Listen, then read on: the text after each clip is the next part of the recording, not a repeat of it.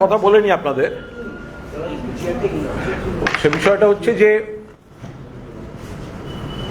তৃণমূল কংগ্রেসের অ্যাকাউন্ট নিয়ে গতকাল মহামান্য হাইকোর্ট যেটা তাদের যা বক্তব্য জানা গেছিল যে অ্যাকাউন্ট ফ্রিজ করার মতো কোনো প্রমাণ নেই। দুই, ডে টু ডে কাজ এবং এইসব ব্যবহার করা যাবে, স্পেশাল অফিসার থাকবেন। এবং একটা মারাত্মক অবজারভেশন ছিল যে যারা অর্থাৎ এই চাটন শিবির যারা অভিযোগ তুলছে তারা তো 2 মাস আগে ওই অ্যাকাউন্ট থেকে টাকা নিয়ে নির্বাচন করেছে, তারা কোন লজ্জায় এইসব অভিযোগ আনতে পারে? আমি শুনেছি, আমাকে সাংবাদিক বন্ধুরা বলেছেন যে এর পরিপ্রেক্ষিতে তারা নাকি বলেছেন তারা সুপ্রিম কোর্টে যাবেন।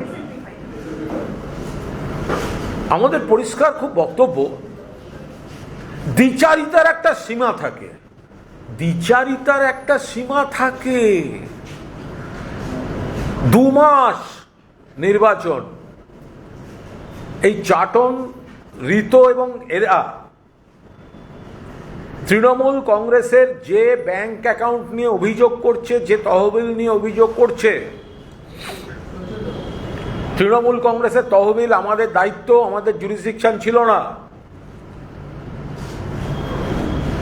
যারা অভিযোগ করছেন তারাও তো 2 মাস আগে তৃণমূলের ওই অ্যাকাউন্ট থেকে তাদের ব্যাংক অ্যাকাউন্টে 25 লক্ষ টাকা করে গেছে, 25 lakhs ইচ। কারণ তৃণমূল প্রার্থীদের দিয়েছে,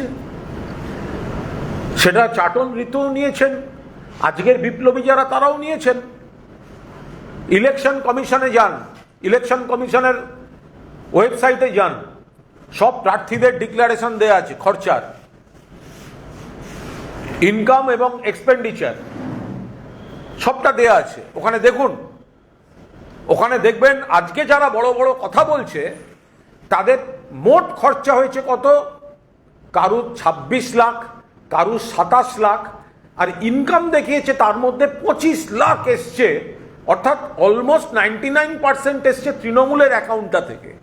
অর্থাৎ তৃণমূলের টাকাটা আমি নিলাম, ওই অ্যাকাউন্টের ওই টাকা আমি নিলাম, আমার ভোটে খরচ করলাম, আমি এমএলএ হয়ে গেলাম, আমি টাকা ফেরত দিলাম না।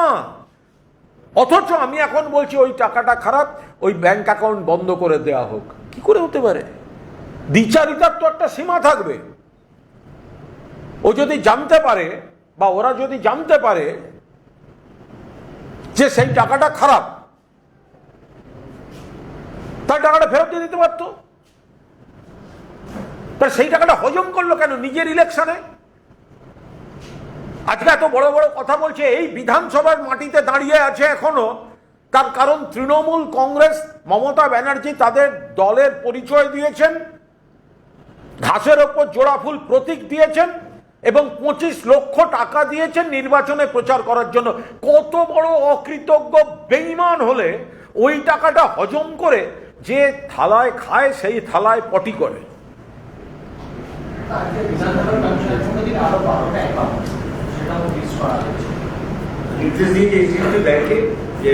আমার উত্তর যদি নেওয়ার হয়, মাঝপথে যদি প্রশ্ন করো তোমার কি কি জ্ঞানের প্রশ্ন আছে আগে শুনে নি, তারপর আমি উত্তর ভাববো। বলে না তোমার কি কি প্রশ্ন আছে, তুই মাঝখানে ঢুকলে কেন?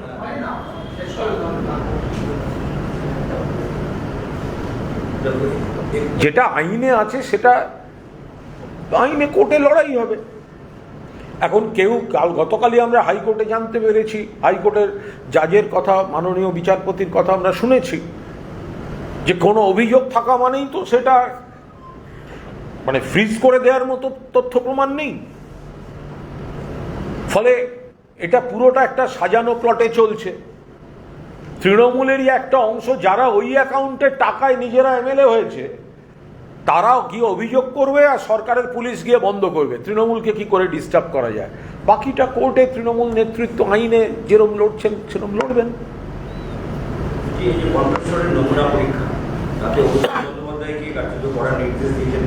দেখুন, এটা হাইলি টেকনিক্যাল ম্যাটার। এটা যে কোনো ব্যক্তির যে কোনো বিষয় নিয়ে কোর্টে যেতে পারেন, হাইলি টেকনিক্যাল ম্যাটার। এর উপর দাঁড়িয়ে কোনো রাজনৈতিক মন্তব্য করবো না। আমি বলতে পারবো না, এগুলো গোটাটাই কোর্ট প্রসিডিংসের ব্যাপার, মানে কোর্টের বিষয়। এটার সঙ্গে রাজনীতির কি সম্পর্ক? বিচারপতি বলছেন যে সব কিছুরই একটা সীমা আছে বলে মন্তব্য করেন বিচারপতি। কেন ডিলে করা হচ্ছে, তাহলে আপনি রক্ষা কবচে তুলেন? না না, এটা নানা রকম কারণ থাকে, সেটা তারা বলতে পারবেন কেন কি কারণ। যে কোনো ব্যক্তির কোর্টের কাছে বিচার চাওয়ার অধিকার রয়েছে, আবার কোর্টে তার আইনজীবীর সঙ্গে কোর্টের কি কথোপকথন হচ্ছে সেটা তাদের ব্যাপার, পুরোটা জানতে হবে। বিজেপি যে তৃণমূলের 3 জন রাজ্যসভার সাংসদ ছিলেন, তারা পদত্যাগ করলেন তৃণমূল থেকে, তারা কালকে বিজেপি জয়েন করলো, তারা আবার রাজ্যসভার প্রার্থী হয়ে যাচ্ছে বিজেপি। আজকে সমস্ত তারা মনোনয়নপত্র জমা দিচ্ছে। এই যে পুরো বদল করে ফেলতে, এটাকে আপনি কীভাবে দেখুন? এটা তো আপনারা সবাই বুঝতে পারছেন, একদিকে হচ্ছে কিছু লোককে মানুষ চিনে নিচ্ছে, যাদেরকে মমতা বন্দ্যোপাধ্যায় কাউকে প্রথমবার তিনি রাজ্যসভায় পাঠিয়েছেন, কাউকে অন্য রাজ্য থেকে বাংলায় নিয়ে এসে রাজ্যসভায় পাঠিয়েছেন, কাউকে একটা সুন্দরভাবে সম্মান দিয়ে ইয়াং ছেলে তাদের রাজ্যসভায় পাঠিয়েছেন। এখন ক্ষমতা মমতা বন্দ্যোপাধ্যায় যতদিন মুখ্যমন্ত্রী ততদিন সব ঠিকঠাক। এখন জওহরবাবু ইস্তফা দিয়েছিলেন আগে, তখন তো এরা কেউ ইস্তফা দেননি, পার্টির সঙ্গে মতে মেলেনি ইস্তফা দিয়ে দিয়েছিলেন প্রাক্তন সাংসদ জওহর সরকার, সসম্মানে ইস্তফা দিয়ে গেছিলেন। তো এরা তো তখন করেননি। বিধানসভা ভোটে তৃণমূল ক্ষমতাচ্যুত হওয়ার পর এদের সব বিবেক জাগরণ, ফলে এটা যে একটা মানে ঘড়ি ধরা, ক্যালেন্ডার দেখা, ক্ষমতার সঙ্গে নানা ফ্যাক্টরে যুক্ত কিছু বিষয়, সেটা মানুষ দেখছেন। কিন্তু প্রশ্ন হচ্ছে, রাজ্যসভায় বিদ্রোহীদের ইস্তফা মডেল, লোকসভায় নয় কেন? তাহলে লোকসভার তো ইস্তফা দেওয়া উচিত। রাজ্যসভার বিদ্রোহীরা যদি ইস্তফা দিয়ে বলেন এই তো আমরা ইস্তফা দিলাম, তাহলে লোকসভার 20 জন অবিলম্বে ইস্তফা দিন। তারা আছেন কোথায়? এনসিপিআই না তৃণমূল, কোথায় আছেন সেটাই তো বলতে পারছেন না। মুখে বলছেন এনসিপিআই জয়েন করে গেছি, একটা চিঠি পাওয়া যাচ্ছে তাতে আইডেন্টিটি হচ্ছে তৃণমূল কংগ্রেস, তারা আছেন কোথায়? তাহলে রাজ্যসভার বিদ্রোহে ইস্তফা সেটা আবার বিজেপি নিয়ে নেবে, আর লোকসভায় হলে আঁকড়ে থাকা সব আলাদা হয়ে যাচ্ছে। তাহলে বিধানসভাতেও ইস্তফা দিয়ে দেওয়া উচিত যাদের মতে মিলছে না। তো রাজ্যসভায় ইস্তফা হলে লোকসভা বিধানসভায় বিদ্রোহীদের ইস্তফা নয় কেন? এটা মানুষ দেখবেন, বুঝতে পারবেন যে রাজ্যসভায় আবার বিজেপি জিতিয়ে আনছে বলে ইস্তফার বড় বড় কথা, আর লোকসভা বিধানসভা ইস্তফা দিলে আর ফিরে আসতে হবে না, সেই জন্য কোনো ক্রমে আঁকড়ে বসে থাকা। আর বাকি সমস্যাটা তো বিজেপির সমস্যা, আমাদের কি আছে? মানুষ দেখতে পাচ্ছেন আমাদের কিছু লোক, তারা তাদের আমাদেরও নেতৃত্বের লোক চিনতে ভুল ছিল, তারা একটা দলের কঠিন সময় কর্মীদের পাশে না থেকে তারা নিজেদের ব্যক্তি অঙ্কে চেয়ার পদ এইসবের জন্য লাফাচ্ছেন করছেন। কিন্তু বিজেপি কর্মীদের কথা ভাবুন, যাদের সঙ্গে আমাদের রাজনৈতিক বিরোধ থাকে, কিন্তু তাদেরকে দল এসব এলাকায় গন্ডগোল করতে, অমুক করতে ব্যবহার করছে, একে এটা ছোড়ো, ওকে ওটা এ করো। আবার তৃণমূল থেকে কেউ এসে জয়েন করে ফেললে তো তারাই তো বিজেপির নেতা হয়ে যাচ্ছে। তাহলে কি বিজেপির ভালো লোক ছিল না পশ্চিমবঙ্গেও যে রাজ্যসভায় যাওয়ার মতো? যে 3 জনের 1-2জনও বিজেপি থেকে দেয়া গেল না, একটু ভালো বলতে হবে, এ করতে হবে, ও করতে হবে, সেগুলো সব তৃণমূল থেকে নিতে হবে। তাহলে তৃণমূলের বিরুদ্ধে বিজেপির নেতারা কেন কথা বলবেন? আর বিজেপিটা তো কার্যত একটা তৃণমূলের অ্যালুমনি অ্যাসোসিয়েশনে পরিণত হয়েছে, প্রাক্তনী সমিতিতে পরিণত হয়েছে। সিপিএমেরও আছে, শঙ্করবাবুরা সিপিএম থেকে এসছেন, বঙ্কিমবাবুরা সিপিএম থেকে এসছেন, এরকম আছেন। তাহলে বিজেপির নিজের অংশটা কতটুকু?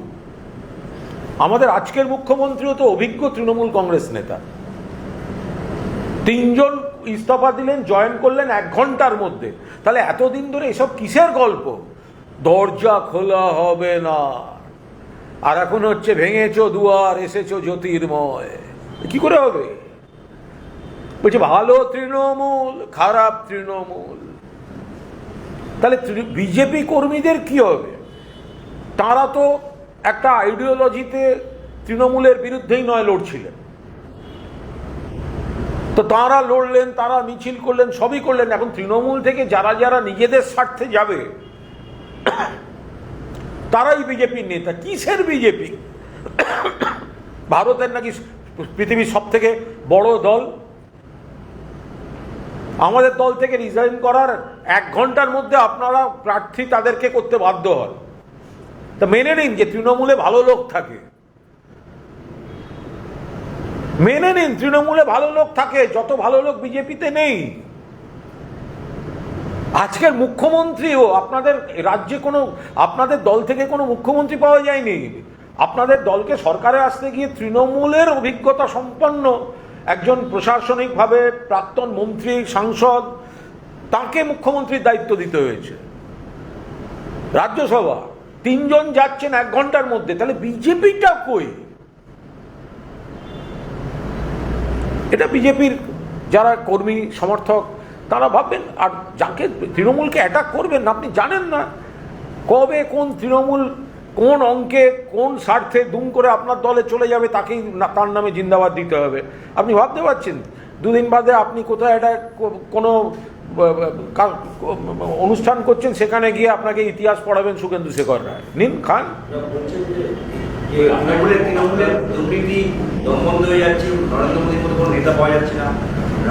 দমবন্ধটা যারা বলছেন তাদের শুধু বলুন টাইমিংটা। জহর সরকার তো যে সময়টা মতামত ভিন্ন হয়েছিল চলে গেছিলেন, তাকে তো কই অসম্মানিত হতে হয়নি। তার সঙ্গে তো এখন আমাদের ভালো সম্পর্ক, লাইন নাও মিলতে পারে, কিন্তু মমতা বন্দ্যোপাধ্যায় যতদিন ক্ষমতায় ততদিন দমবন্ধ হলো না। আর মমতা বন্দ্যোপাধ্যায় ক্ষমতা থেকে চলে যাওয়ার পর দম বন্ধ, মানুষ কিছু বোঝেন না। আর মমতাদি থাকার সময় কত রকম ভাবে SMS পাঠিয়ে তাকে পটানো যেতে পারে, নরম করা যেতে পারে, আস্থা জানানো যেতে পারে, আমি আছি সেটা বোঝানো যেতে পারে। তখন হচ্ছে মমতা ব্যানার্জি জিন্দাবাদ, আর মমতা ব্যানার্জি ক্ষমতা থেকে চলে যাওয়ার পর দমবন্ধ। একসঙ্গে এতগুলো লোকের দমবন্ধ, আপনি ভাবতে পারছেন? করোনা তো একসঙ্গে এত এত হয়নি, আক্রান্ত হয়নি। এই বিদ্রোহী তৃণমূলগুলো একসঙ্গে যা দমবন্ধ দেখাচ্ছেন। আর রাজ্য সরকারের উচিত অবিলম্বে একটা শ্বাসকষ্টে স্পেশাল ওয়ার্ড কোনো হসপিটালে তৈরি করা। কারণ এখানে যত লোকের একসঙ্গে হঠাৎ কিছু MLA MP শ্বাসকষ্ট হচ্ছে একই সময়, তার জন্য একটা স্পেশাল ওয়ার্ড দরকার শ্বাসকষ্টের। রাজ্যসভার তৃণমূল সাংসদরা তারা বিজেপিতে জয়েন করে যে কথা দেখালেন, ইতিমধ্যেই NCPI তৈরি হয়েছে। এবার এখানে বিধানসভা তো আলাদা পরিষদীয় দল তৈরি করে ফেলেছে। এরাও কি ভবিষ্যতে বিজেপির দিকেই সঙ্গে মিশে যাওয়ার আশঙ্কা? আমার একটাই পরিষ্কার কথা, রাজ্যসভায় যদি ইস্তফা দিয়ে থাকে, কারণ ওখানে বিজেপি আবার জিতিয়ে রাতারাতি ফেরত পাঠাতে পারবে। লোকসভার বিধানসভায় ইস্তফা দিচ্ছে না কেন? বিদ্রোহীদের কি করে দুরকম নীতি হতে পারে? বিদ্রোহীদের নীতি কি করে দুরকম হতে পারে? রাজ্যসভারা বলছে আমরা বড় বিদ্রোহী, ইস্তফা দিয়ে দিলাম, দেখো। তাহলে লোকসভা ইস্তফা দিচ্ছে না কেন? তাহলে বিধানসভা ইস্তফা দিচ্ছে না কেন? তার কারণ মানুষের দরবারে এলে আর একবার ফিরে যেতে হবে না, পলিটিক্যাল ক্যারিয়ার ফিনিশড। সেই কারণে তারা ইস্তফা দিচ্ছেন না। নানা রকম ভাবে রাষ্ট্রশক্তির অপব্যবহার করে এই দলের ছায়ায় ওই দলের অমুক এইসব করে তারা কোনোভাবে তাদের MP MLA পদগুলো রাখতে চাইছেন। একটা কথা যেটা বলছিলাম, যারা তো বিজেপিতে জয়েন করছেন, চালাচ্ছেন, মমতা বন্দ্যোপাধ্যায়ের ছাত্র সভা। আমি তো বলছি তো, বিজেপিটা তো অ্যালুমনি অ্যাসোসিয়েশন অফ তৃণমূল কংগ্রেসে পরিণত হয়েছে, এবং ছাত্র তৈরি হয় না ওখানে। ওদের সঙ্গে লোক নেই, ওদের সঙ্গে উপযুক্ত বা যোগ্য লোক নিশ্চয়ই নেই। নইলে 3 জন তৃণমূল থেকে গিয়ে সঙ্গে সঙ্গে কি করে তাদেরকে 1 ঘন্টার মধ্যে আবার নমিনেশন দিয়ে দিতে অ্যানাউন্স হতে পারে? তার মানে ওদের সেরকম লোকজন তৈরি নেই। ফলে এই যারা এখন কাউন্সিলর থেকে আরম্ভ করে জেলার নেতা, যাদেরকে কিছু অংশকে কর্মীরা মমতাদির সঙ্গে আছেন, মানুষ মমতাদির সঙ্গে আছেন, কিন্তু যারা একটু এই পদ টদ দেখতে চাইছেন, তো তারা মনে করছেন যে ওদিকে গেলে, আর বিজেপিকেও সেইগুলোকে সমস্ত। আচ্ছা আপনি বলুন তো, বাজেটে নানা রকম দেখলাম যে নিরাপত্তায় এই বাহিনী তৈরি হয়েছে, ওই বাহিনী তৈরি হয়েছে, সেই বাহিনী তৈরি হয়েছে। বেইমান সুরক্ষা বাহিনী একটা তৈরি হয়েছে, আপনারা খেয়াল করেছেন? পুলিশের যে কটা বেইমানি করছে তাদের জন্য কটা পুলিশ নিযুক্ত হয়েছে, খোঁজ নিন তো। বেইমান সুরক্ষা বাহিনী, বেইমানি করলেই 3টে পুলিশ 4টে পুলিশ বাড়তি দিয়ে দিচ্ছে। এই যে বেইমান সুরক্ষা বাহিনী রাজ্য পুলিশে তৈরি হয়েছে, তা এগুলো তো সব দেখা। একটা সময় আমার নিরাপত্তা ছিল, কোর্ট দিয়েছিল, কোর্ট তো নতুন সরকার কোর্টে সেটা রাখেননি, এখন যেটা এমএলএ হিসেবে যেটুকু সেটা। কিন্তু এক্ষুনি যদি বেইমানি ওই রাস্তায় নাম লিখিয়ে ফেলি, তাহলে কিন্তু বেইমানি সুরক্ষা বাহিনী জিজ্ঞাসা করুন যে যারা বেইমানি করে যাচ্ছে তাদের বাড়তি নজরদারি এবং চাপ সৃষ্টির জন্য তাদের কিছু করা হচ্ছে কিনা জিজ্ঞাসা করুন তাদের। তৃণমূলের কর্ম সমিতির বৈঠক এবং শোনা যাচ্ছে যে সেখানে নতুন সমস্ত কমিটি তৈরি হবে, রাজ্য সভাপতি সেখানে স্থির হবে এবং বিভিন্ন কমিটি যারা প্রধান সচিব। খুব বড় বড় মলে যাবেন, দেখবেন কিছু কাঠের পুতুল দাঁড়িয়ে আছে, তাদের জামা কাপড়গুলো আসল, কিন্তু লোকগুলো হচ্ছে পুতুল, প্রাণহীন। এই চাটন তৃণমূল যেটা হয়েছে তাদের হচ্ছে ওই হাল। একটা ঝকঝকে মল, কয়েকটা দামি কাপড় জামা পরে কয়েকটা পুতুল রাখা আছে, মানুষ আর কর্মীরা মমতা ব্যানার্জির সঙ্গে, আর কিছু লোক নানা কারণে, কয়েকজন ব্যক্তিগত কারণে, কয়েকজন চাপে পড়ে তারা ওদের সঙ্গে থাকতে বাধ্য হচ্ছেন। এই তো তাদের গোটা বিষয়টাই, তার সঙ্গে বাস্তবের কোনো সম্পর্ক নেই। যাদের 2 মাস আগে ভোটে জিততে গেলে মমতা ব্যানার্জি অভিষেক ব্যানার্জির সই করার সিম্বল লাগে, তৃণমূলের অ্যাকাউন্ট থেকে 25 লক্ষ করে টাকা লাগে, তারা 2 মাসের মধ্যে হঠাৎ আসল তৃণমূল হয়ে গেল। ক্ষমতা থাকলে একবার রাজ্যসভার মতো একটা ইস্তফা দিয়ে একবার জিতে এসে দেখুক না কত ধানে কত চাল।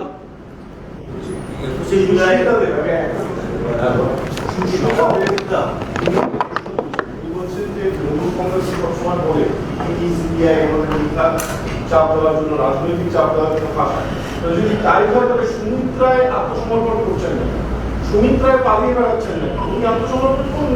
সুস্মিতা দেবের সঙ্গে আমার ভালো সম্পর্ক, আমি খারাপ কথা বলতে চাই না, আমি অকারণ রাজনৈতিক তরজায় জড়াতে চাই না। আর আপনারা কোন অংশটা তুলে কি বলছেন আমি তার উপর দাঁড়িয়ে উত্তরও দিতে চাই না। সুস্মিতা দেবের বাবা সন্তোষমোহন দেবকে মমতা বন্দ্যোপাধ্যায় আন্তরিকভাবে শ্রদ্ধা করতেন এবং সুস্মিতা দেবকে অসম থেকে কলকাতায়, এখান থেকে রাজ্যসভায় একাধিকবার পাঠানো হয়েছে, তার কাছ থেকে এগুলো অপ্রত্যাশিত। এই ধরনের কথাবার্তা অপ্রত্যাশিত।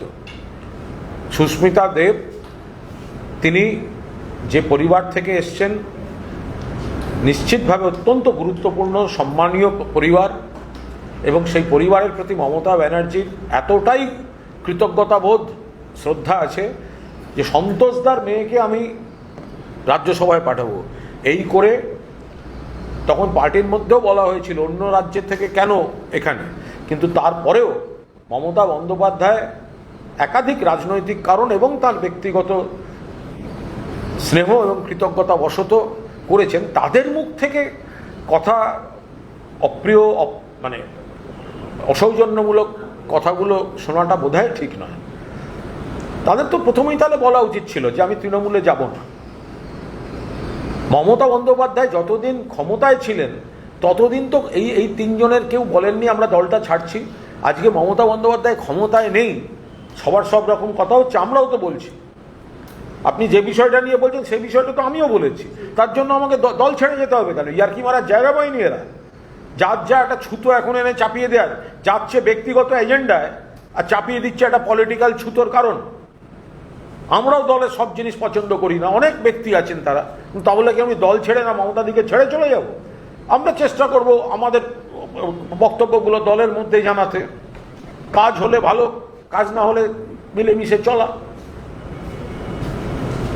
তিনি বলছেন এত করাপশন সেটা জানতো না, সুস্মিতা দেবের কথা যে এত করাপশন তিনি যেটা জানতেন। দেখুন এখন যে দলে জয়েন করেছেন সেই দলে করাপশন আছে সেটা এখন জানেন নাকি সেটা আবার পরে জানবেন? বিজেপিতে যোগ দিয়ে যারা বলছেন যে আগের যে দলে ছিলেন তার করাপশন জানতেন না, তো বিজেপিতে যে করাপ্টেড লোকেরা জয়েন করেছে সেটা তারা জানেন তো। যে বিজেপি সারা ভারতবর্ষে যাদের বিরুদ্ধে সিবিআই ইডি ভিডিও ফুটেজ দেখিয়ে বেরিয়েছিল সেগুলো সব এখন বিজেপির বড় বড় পদে আছে, সেগুলো জানেন? সুস্মিতা দেব ওনার রাজ্যের বিজেপির বিরুদ্ধে কি কি বলেছেন সেইগুলো সুস্মিতা দেবের মনে আছে না ভুলে গেছেন? আমি সুস্মিতা দেবকে কোনো ব্যক্তিগত আক্রমণ করতে চাই না, আমার সঙ্গে ওর ব্যক্তিগত সুসম্পর্ক।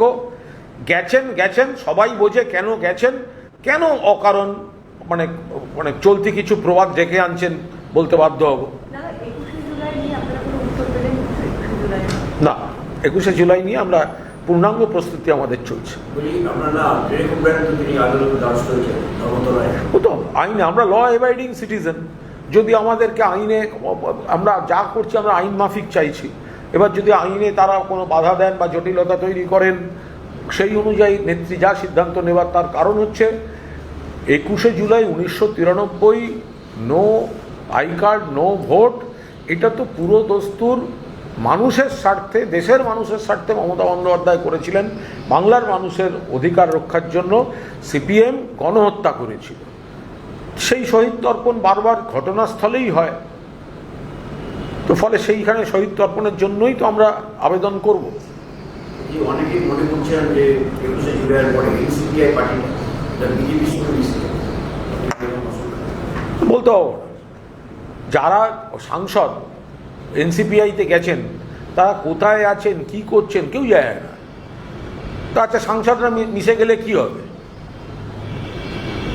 তাহলে এই লোকগুলো বিজেপিতে চলে যাবে, তাহলে ওই এলাকার বিজেপির নেতা কর্মীরা তারা তো এদের বিরুদ্ধেই লড়েছিলেন। তৃণমূলের কথা পরে ভাববেন, আমরা তো বলছি বেঈমানদের বিরুদ্ধে আমাদের কর্মীরা, আমরা মানুষের রায় নিয়ে লড়ব।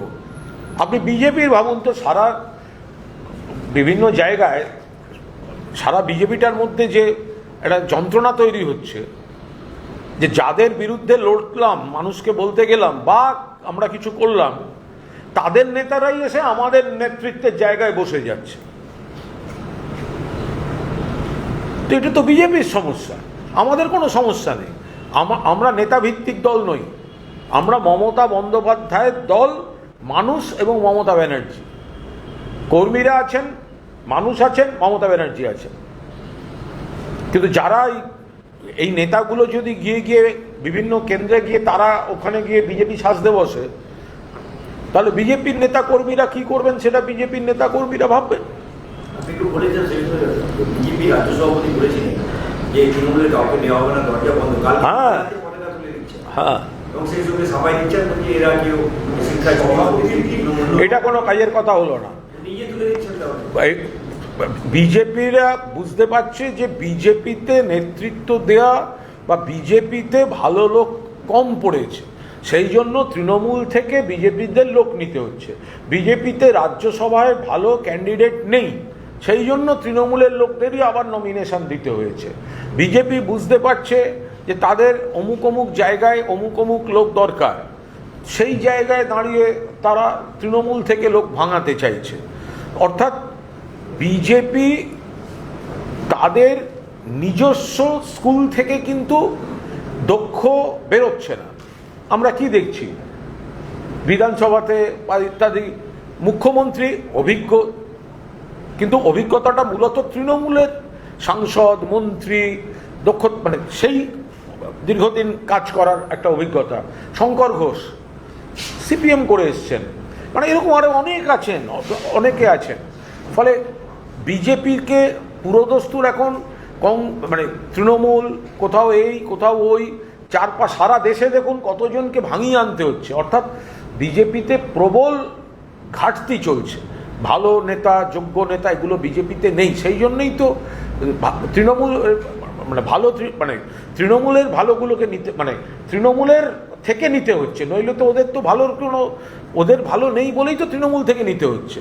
তৃণমূলের নেতা মানেই অভিজ্ঞ, তৃণমূলের নেতা মানে সুবক্তা, তো সেই জন্যই তো নিতে হচ্ছে। দুদিন আগে বললেন দরজা বন্ধ, আবার নিজেই খুলছেন, পতাকা দিচ্ছেন, কি করে হতে পারে?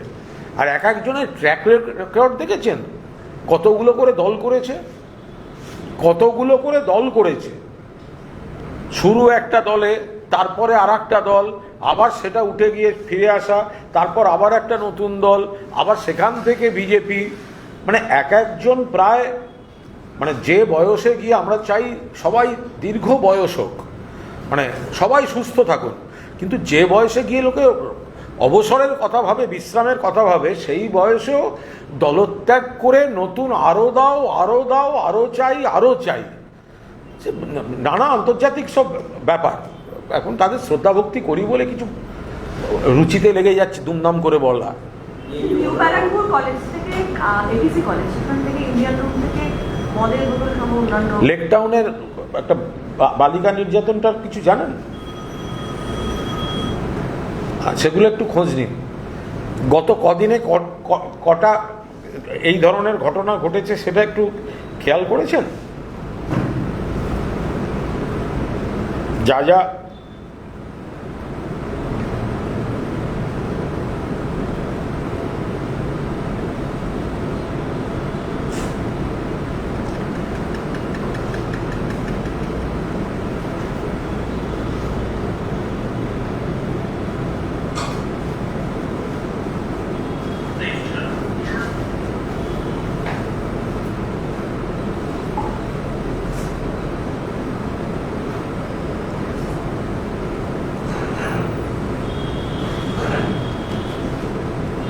তাহলে এই রইল। যা যা বলে শেষ করলেন না, কোনটা? যা যা বলে শেষ করলেন না। না না, একের পর এক ঘটনা ঘটছে, নারী নির্যাতন, এই ধরনের পরপর ঘটনা ঘটছে, এগুলো দুর্ভাগ্যজনক, এবং বিভিন্ন জায়গা থেকে যে অভিযোগগুলো আসছে সেগুলো নিশ্চিতভাবে খতিয়ে দেখা। মগরার পশ্চিমে তৃণমূল বিধায়ক, তিনি এখন উত্তরপ্রদেশে ফিরে গেছেন, তার এলাকায় মাটি খুঁড়ে প্রচুর ওষুধ পাওয়া যাচ্ছে, তিনি এখন উত্তরপ্রদেশে ফিরে গেছেন। ওই তো কি নাম? হ্যাঁ, স্বামী মগরার পশ্চিম। হ্যাঁ, তো ওনারা বলতে পারবেন এখন কে কেন কি জন্য যাচ্ছেন, সে সময়ের সঙ্গে সবই। শুনুন, কিছু কিছু খেলার না, মাটির নিচে ওষুধ, সেটা কে রেখেছে তো জানি না। আরে এলাকা, আপনি ওই মাঠ থেকে কিছু পেলে স্পিকারকে ধরে আনবেন? ফলে নিশ্চিতভাবে এখন উনি তার যদি মাটির তলা থেকে বেআইনি ওষুধ পাওয়া যায়, তাহলে কোথা থেকে ওষুধ এলো, মাটির তলায় গেল কি করে, সেগুলো নিশ্চিতভাবে তদন্ত করে দেখা উচিত। আবার আমি কোনো ব্যক্তিকে ইঙ্গিত করছি না, যে এলাকার যে ব্যক্তি হোক, তারা হঠাৎ তৃণমূল থেকে একটু দূরত্ব তৈরি করলে যেন কোনো তদন্ত থেকে বেঁচে না যান, সেটাও আবার সমানভাবে দেখায়। সেটা তো আমি নিজেই মাননীয় মুখ্যমন্ত্রীকে অনুরোধ করেছিলাম।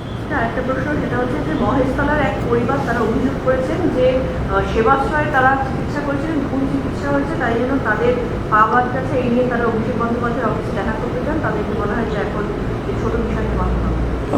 বলতে পারবো, আমি বলতে পারবো না। প্রথম কথা, গেছিলেন কেন, কে যেতে বলেছিল? সরকারি হাসপাতাল হয়েছে, গেলেন না কেন? আর এই কারুর চিকিৎসার গাফিলতিতে অসুবিধা হওয়াটা অত্যন্ত দুঃখের, কিন্তু এগুলো যে কোনো অনেক নামী চিকিৎসকের হাতেও একটা দুর্ভাগ্যজনক কিছু ব্যতিক্রমী বিচ্ছিন্ন ঘটনা ঘটে যায়। ফলে সবটাই এখন টার্গেট করে নিয়ে একদিকে করা। প্রথম কথা, যেতে কে বলেছিল, গেছেন কেন, কেন গেছেন? যদি কোনো জেনুইন বড় রোগ থাকে, আপনার হাউস ফিজিশিয়ান এতদিন যাদের দেখাতেন, কোনো বড় হাসপাতালে না দেখিয়ে একটা শিবির হচ্ছে, আপনি সেখানে চলে গেলেন। যাই হোক, যেটা হবে, এখন একটা হাওয়া চলছে বলে সবসময় একদিকে তাক করে বলে যাও, এটার কোনো কাজের কথা হবে না। নভেম্বরে ভাটপাড়া পুরসভার ভোট হবে, সব একাধিক পুরসভায় ভোট হবে, সেই নিয়ে আজকে পৌর প্রশাসকের সঙ্গে বৈঠক করবেন, করে এমন বার্তা দিয়েছেন। বলতে পারবো না সম্পূর্ণ কি রাজ্যসভার ওই ভোট নিয়ে সংখ্যাগরিষ্ঠতার বিষয়টা, যেটা আপনার এত সংখ্যাগরিষ্ঠতা নেই, সেক্ষেত্রে ভোটটা যে আসছে, আপনাদের কি স্ট্যান্ড পয়েন্ট হবে রাজ্যসভার? না, তো আমার এত কই রাজ্যসভা নির্বাচনে কি আপনারা প্রতিদ্বন্দ্বিতা করবেন? আমরা কেন প্রতিদ্বন্দ্বিতা আমরা করবো কেন? যে পদ্ধতিতে ভোটটা হয়েছে সেই পদ্ধতিতে সংখ্যা তথ্যে ব্যাপারটা আসছে না। এবং আপনারা যদি দেখেন, এই যে বিজ্ঞপ্তিটি জারি হয়েছে, ভালো করে পড়লে দেখবেন যে কত কৌশলে তিনটি ক্যান্ডিডেটকে আলাদাভাবে বের করে নিয়ে যাওয়ার জন্য এই এবারের প্রস্তুতিটা নির্বাচন কমিশন বিজেপিকে সুরক্ষিত রাখার জন্য করেছে। ফলে এইটুকু বুঝতে হবে, তার মানে যে কায়দায় এটা হচ্ছে, এটা ঠিক যে আমরা সংখ্যায় নেই সেই কারণে আমরা অকারণের মধ্যে ঢুকছি না। উল্টো দিকে এবারের এই সার্কুলারটা বুঝিয়ে দিল, বিজ্ঞপ্তিটা বুঝিয়ে দিল যে ওনারাও ভয়ে আছেন যে একটু ব্রড বেসড একটা যদি ভোটাভুটি হয়ে যায়, হ্যাঁ, সিক্রেট ব্যালট একটা হয়ে যায়, তাহলে কিন্তু অনেক অঘটন এবারের এই বিধানসভায় অপেক্ষা করবে। Thank you.